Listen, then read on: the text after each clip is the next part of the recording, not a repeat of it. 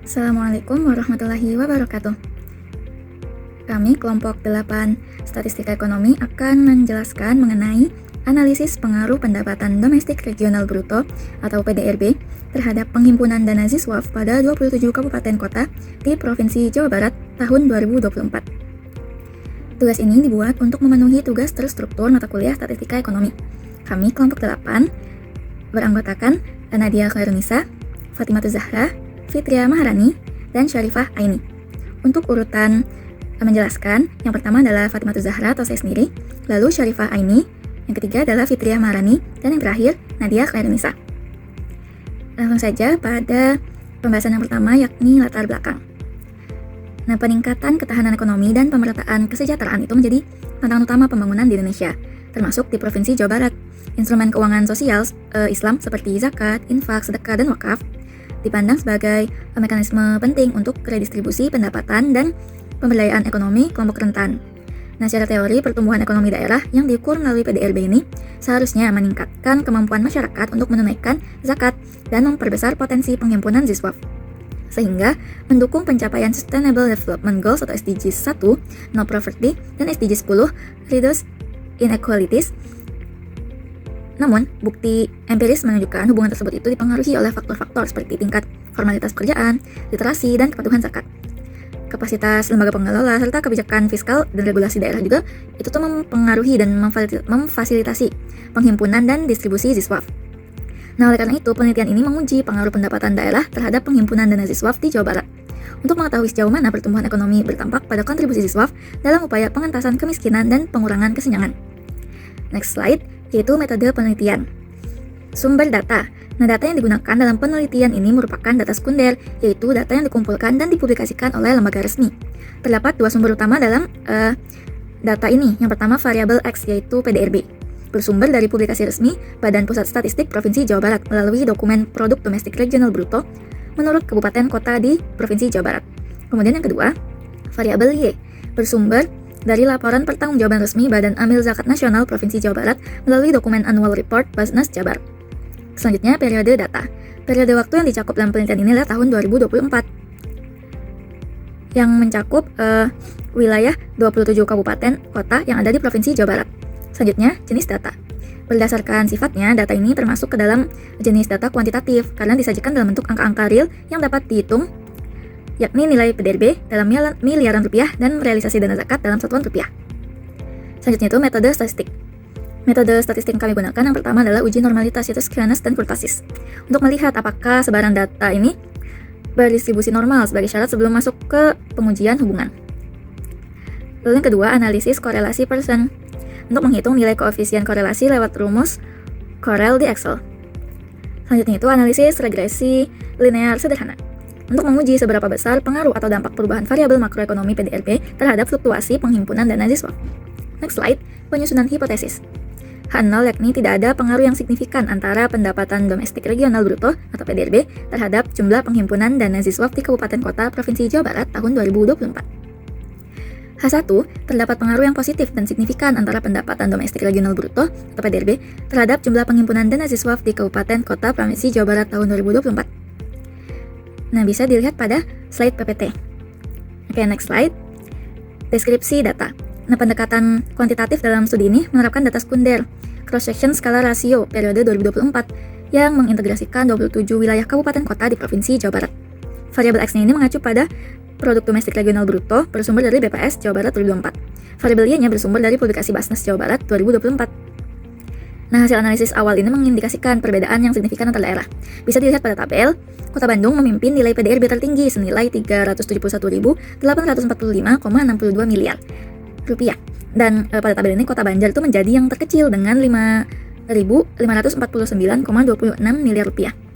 Nah, pada instrumen ZISWAF, Basnas Kabupaten Bogor ini mencatatkan penghimpunan terbesarnya tuh 484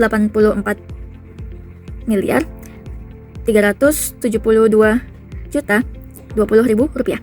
Sedangkan Basnas Kota Bekasi ini berada di yang paling rendah sebesar 5 miliar 180 juta 650 ribu 656 rupiah.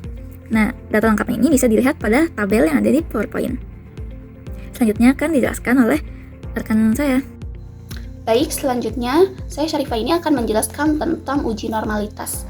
Oke, sebelum kita masuk ke perhitungan antara korelasi, regresi, dan yang lain sebagainya, kita harus uji normalitas data kita terlebih dahulu ya teman-teman.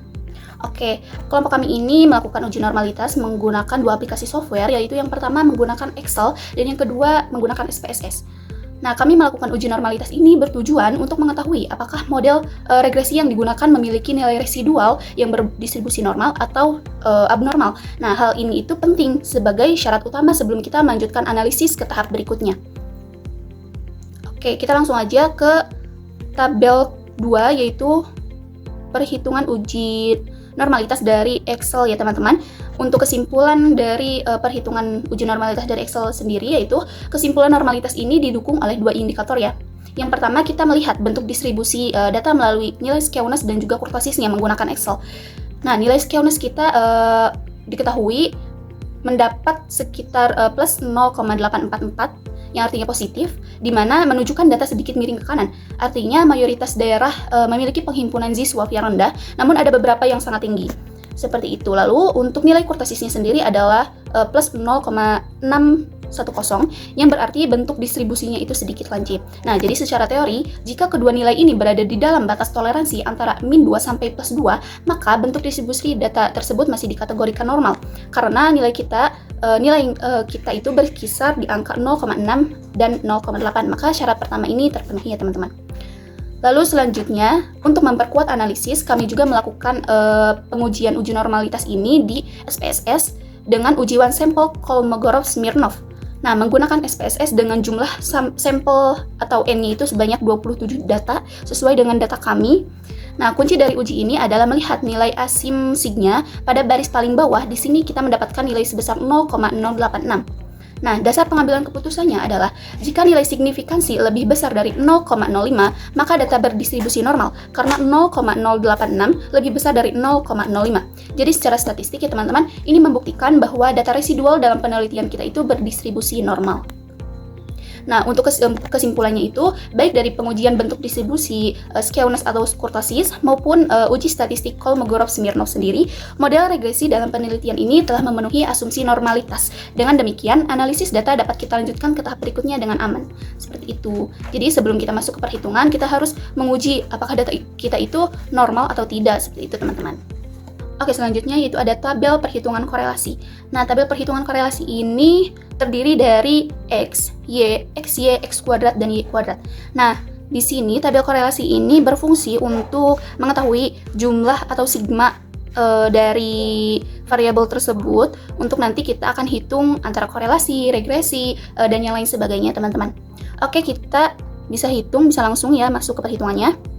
Untuk X dan Y sendiri itu sudah diketahui. Kita langsung mencari XY-nya. Nah, mencari XY-nya itu kayak gimana sih teman-teman?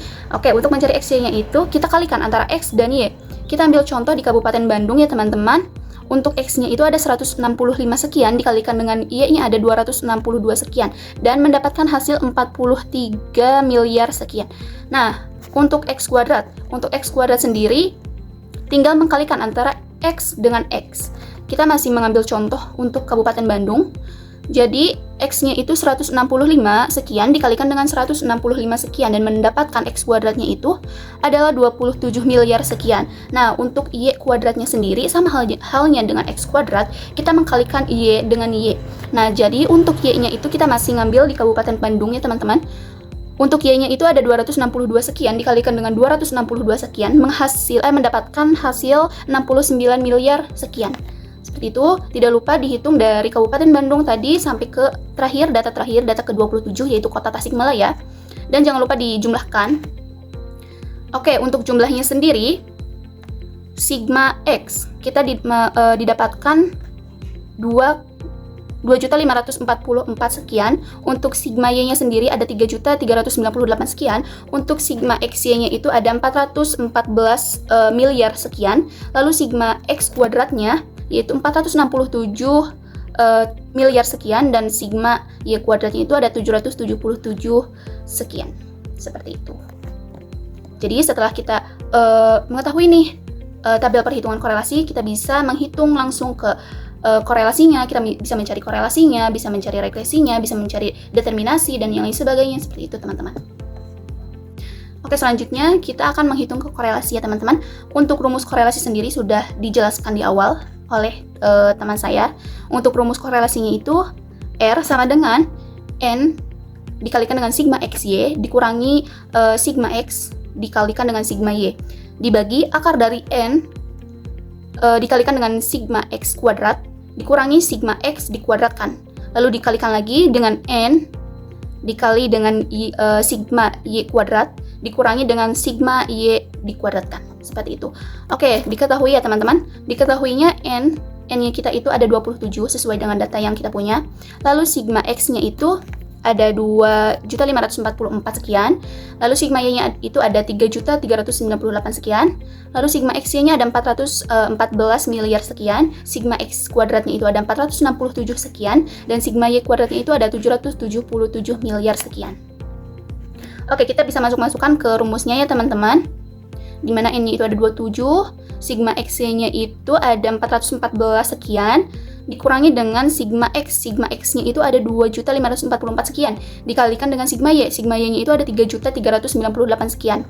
Oke, dibagi dengan akar dari N-nya itu 27, dikalikan dengan sigma X kuadratnya itu ada 467 miliar, lalu dikurangi dengan sigma X-nya itu 2.544 sekian, jangan lupa dikuadratkan ya teman-teman, lalu dikalikan dengan N-nya itu 27, dikali dengan sigma Y kuadratnya itu ada 777 miliar sekian, dikurangi dengan sigma Y-nya itu ada 3.398 sekian, jangan lupa dikuadratkan.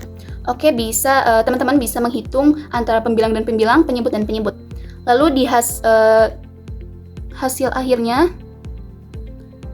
R-nya itu untuk pembilangnya didapatkan 2.535 miliar sekian, dan untuk penyebutnya itu ada 7.615 sekian. Kita bagikannya teman-teman, dan R-nya mendapatkan 0,3329 atau kita bulatkan bisa menjadi 0,333 untuk korelasinya, seperti itu. Oke, setelah menghitung korelasi ya teman-teman, selanjutnya kita akan menghitung determinasi dan kita melihat derajat keeratan hubungannya seperti apa. Oke, untuk menghitung determinasi sendiri, rumusnya juga sudah diketahui di awal, yaitu ada R kuadrat dikalikan dengan 100%. R kuadratnya atau korelasinya itu sudah diketahui tadi, sudah kita cari sama-sama, yaitu ada 0,333 dikuadratkan dikalikan dengan 100%. Untuk 0,333 dikuadratkan menghasilkan 0,1109 dikalikan dengan 100% dan dihasilkan 11,09% untuk determinasi. Selanjutnya yaitu kita melihat derajat keeratan hubungannya, yaitu di sini di tabel di foto sebelahnya ya teman-teman. Kita bisa lihat nih untuk korelasi interval koefisiennya. Tadi kan kita sudah cari korelasinya ya teman-teman. Korelasinya didapatkan 0,333. Nah, kita lihat nih 0,33 kita itu terdapat di sebelah mana? Ternyata kita terdapat di baris kedua antara 0,20 sampai 0,399, yang artinya tingkat hubungannya itu rendah ya teman-teman, seperti itu. Jadi berdasarkan hasil analisis statistik diperoleh nilai korelasi R-nya itu sebesar 0,333 yang jika dibandingkan nih dengan kriteria Sugiono 2007 menunjukkan bahwa hubungan antara pendapatan daerah dan penghimpunan dana Ziswaf berada pada kategori rendah atau lemah. Nah, hubungan yang lemah ini dipertegas oleh nilai determinasi atau R2-nya itu sebesar 11,09% yang mengindikasikan bahwa kapasitas pendapatan daerah hanya mampu memberikan kontribusi atau pengaruh sebesar angka tersebut terhadap naik turunnya jumlah zakat yang terhimpun. Nah, sedangkan 88,91%-nya sisanya itu didominasi oleh faktor-faktor lain di luar model penelitian ini, seperti itu teman-teman. Jadi setelah kita mencari korelasi dan determinasi, teman-teman bisa melihat derajat keeratan antara hubungan variabel X dan juga Y, apakah memiliki hubungan yang sangat kuatkah atau sangat rendah, seperti itu. Oke, selanjutnya kita akan menghitung regresi linear sederhana. Nah, sebelum mencari ke regresinya, kita harus mencari tahu dulu nih konstanta atau A-nya itu berapa dan koefisien atau B-nya itu berapa terlebih dahulu ya teman-teman. Nah, berikut adalah rumus-rumusnya. Oke, untuk rumus-rumusnya itu, rumus regresi yaitu Y bar sama dengan A ditambah BX. Sedangkan rumus koefisien yaitu B sama dengan N dikalikan dengan sigma X Y dikurangi sigma X dikalikan dengan sigma Y dibagi dengan N dikali dengan sigma X kuadrat dikurangi dengan sigma X dikuadratkan. Dan yang terakhir adalah rumus konstanta yaitu A sama dengan Y bar dikurangi dengan BX bar. Nah, karena di sini konstantanya itu harus mengetahui dulu koefisiennya itu berapa. Jadi sebelum kita menghitung konstanta, kita akan menghitung terlebih dahulu berapa koefisiennya. Oke, untuk mencari koefisiennya, rumusnya bisa kita masukkan. Untuk angka-angkanya juga, untuk N-nya itu kan kita sudah diketahui ya, N-nya itu ada 27.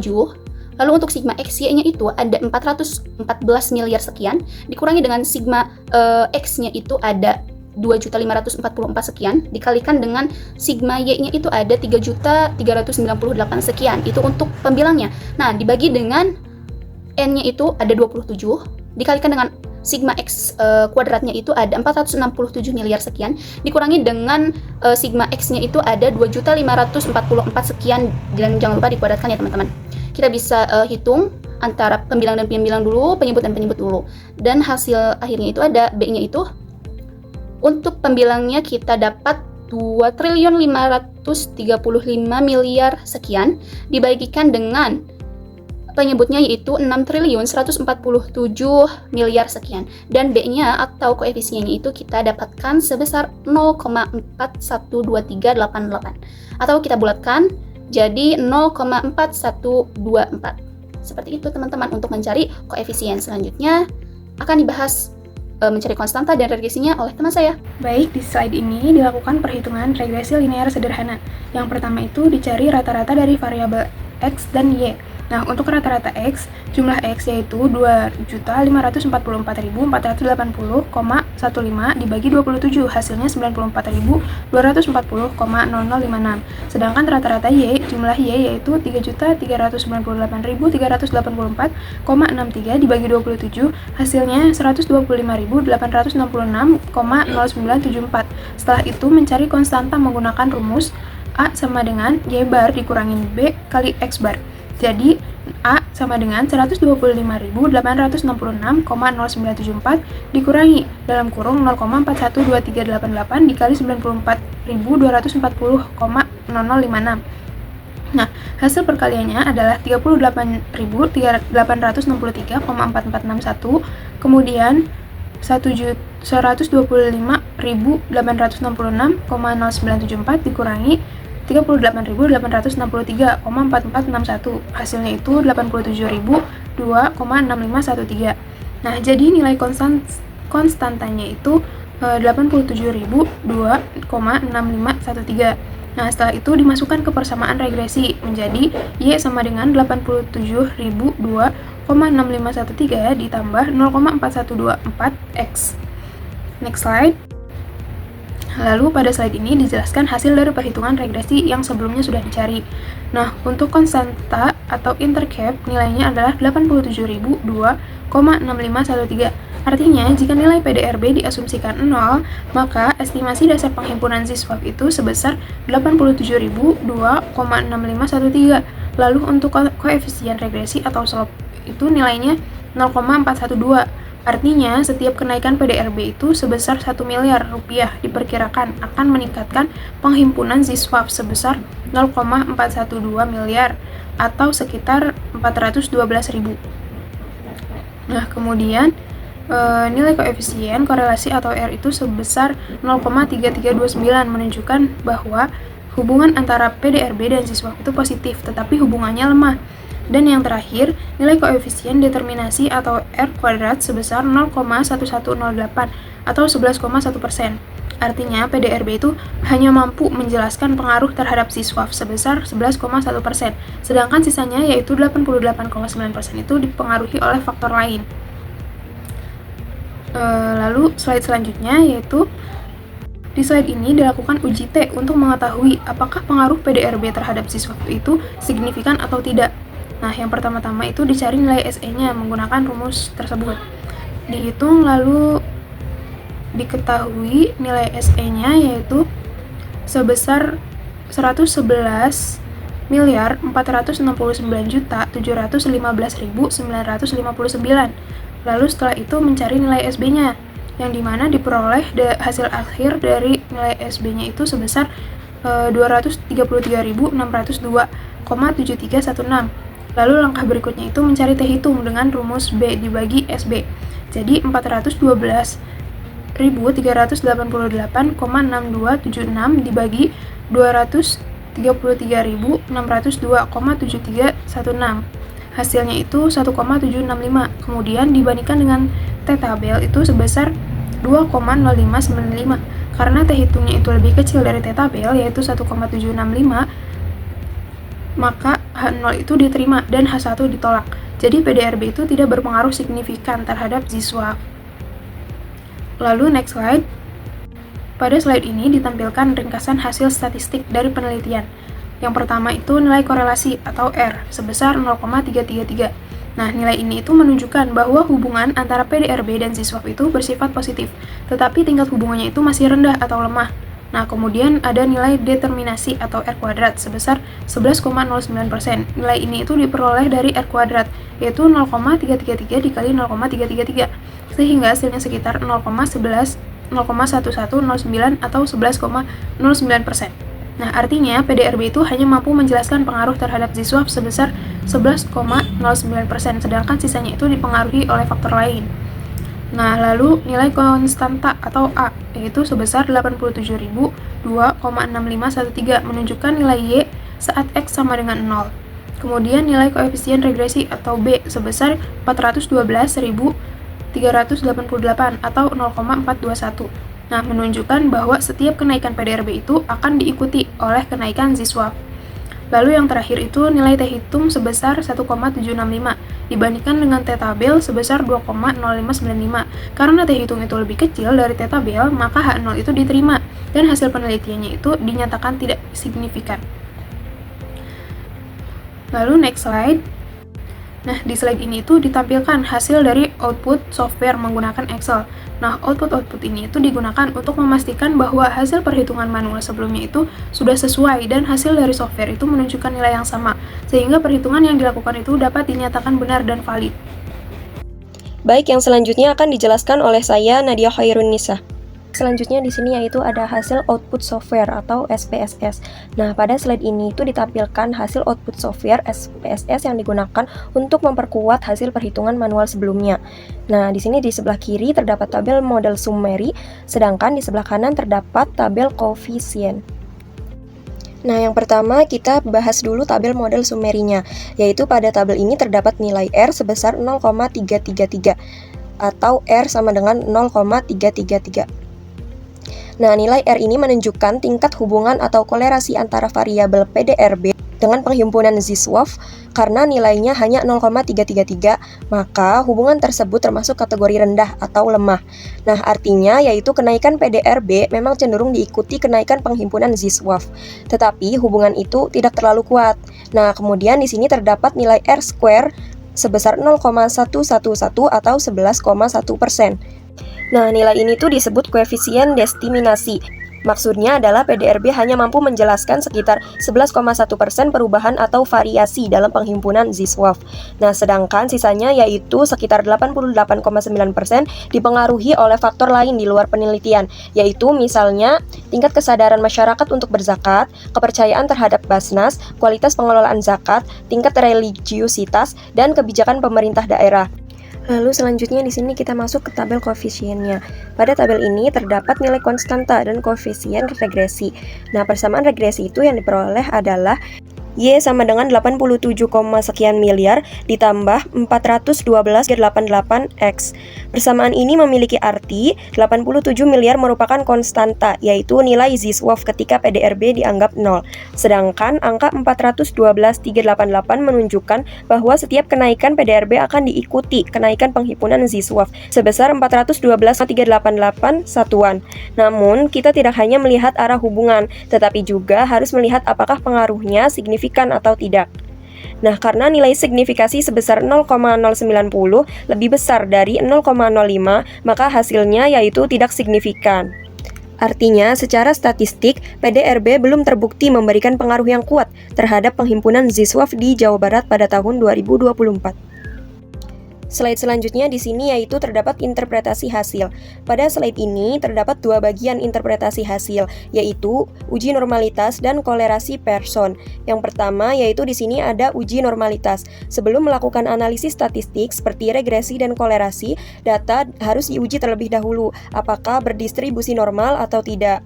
Hasil penelitian menunjukkan nilai squeness sebesar plus 0,844 dan kurtosis sebesar plus 0,610.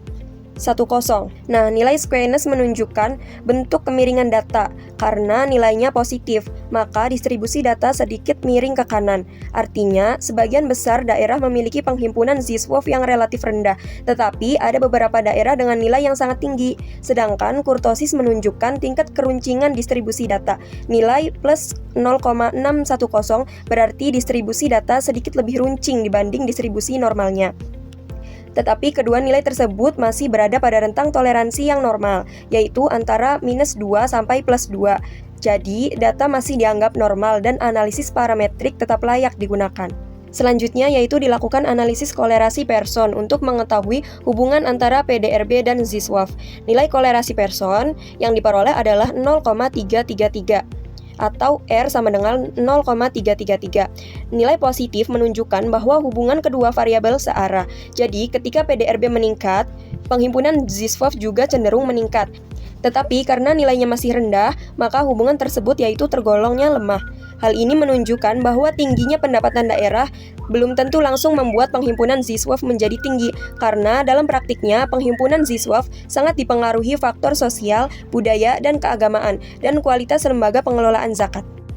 Selanjutnya di sini yaitu yang ketiga, regresi linear sederhana. Regresi linear sederhana digunakan untuk mengetahui apakah variabel PDRB benar-benar memengaruhi penghimpunan Z-SWOF. Hasil analisis menunjukkan hubungan yang positif, tetapi pengaruhnya tidak signifikan. Artinya yaitu secara teori peningkatan PDRB memang dapat meningkatkan penghimpunan Z-SWOF karena pendapatan masyarakat bertambah. Namun dalam kenyataannya, peningkatan ekonomi daerah belum otomatis meningkatkan kesadaran masyarakat untuk menyalurkan zakat melalui lembaga resmi seperti Basnas. Karena itu, faktor non-ekonomi justru memiliki peran yang lebih besar, misalnya yaitu edukasi zakat, transparansi pengelolaan dana, tingkat kepercayaan masyarakat, serta efektivitas distribusi bantuan. Jadi, penelitian ini menunjukkan bahwa keberhasilan penghimpunan Z-SWOF itu tidak cukup hanya mengandalkan pertumbuhan ekonomi daerah saja. Selanjutnya di sini yaitu ada keterkaitan dengan SDGs. Penelitian ini juga berkaitan dengan tujuan pembangunan berkelanjutan atau Sustainable Development Goals, khususnya yaitu SDG 1 yaitu tanpa kemiskinan dan SDG 10 yaitu berkurangnya kesenjangan. Z-SWOF memiliki peran penting dalam membantu masyarakat miskin melalui bantuan ekonomi, pendidikan, kesehatan, dan pemberdayaan usaha. Jika penghimpunan Z-SWOF dapat dioptimalkan, maka dana tersebut bisa digunakan untuk mengurangi kemiskinan, membantu masyarakat rentan, dan menciptakan pemerataan kesejahteraan.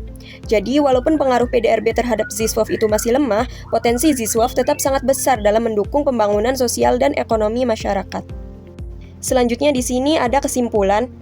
Kesimpulannya yaitu, berdasarkan seluruh hasil penelitian, dapat disimpulkan bahwa PDRB itu memiliki hubungan positif, tetapi lemah terhadap penghimpunan Z-SWOF.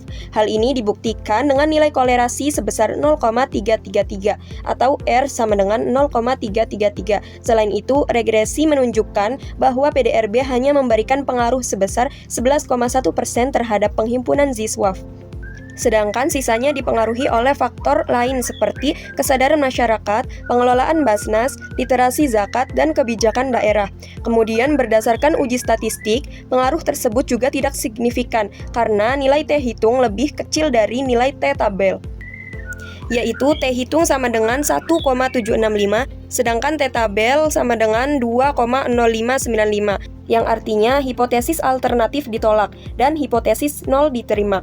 Kesimpulan penting dari penelitian ini adalah bahwa peningkatan ekonomi daerah saja itu belum cukup untuk meningkatkan penghimpunan Z-SWOF secara optimal.